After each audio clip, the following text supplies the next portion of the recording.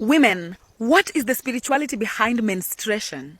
Let's talk about it. In Nilotic Luo, menstruation is called the Edue, which means going to the moon. On a physical level, menstruation is the body shedding its uterine wall. However, on a spiritual level, menstruation is the spiritual opening of the vaginal portal in readiness for release and renewal of the uterus. The vagina and the pelvic girdle are the spiritual portals that accept energy in and out of the body. When these portals are open, women tend to take up more energy from their surrounding, which explains the increased sensitivity during period. Unlike men who function by the daily cycle of the sun, women are guided by the monthly cycle of the moon. As a woman develops, there are different stages she experiences that work hand in hand with the makeup of her body to help her work through life efficiently.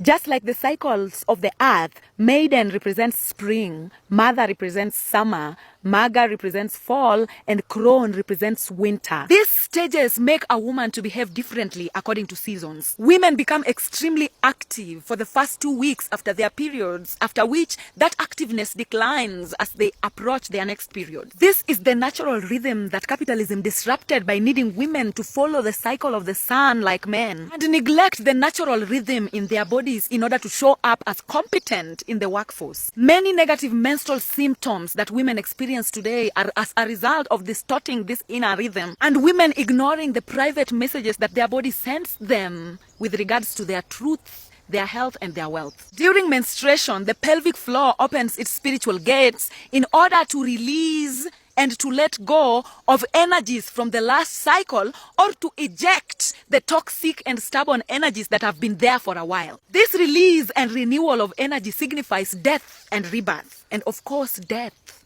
is painful. Cases like endometriosis are as a result of wild, stubborn overgrowths of energies that should not be in your body, but you're still attached to. And every month when the release portal opens, there is a push and pull struggle over release of these energies. Every release period is a message to the woman. Your periods might be telling you need a break, rest, quiet, slow down, nourishment, warmth, safety, etc. When you listen to your body through this time, your body will tell you exactly what it needs through the path of least resistance.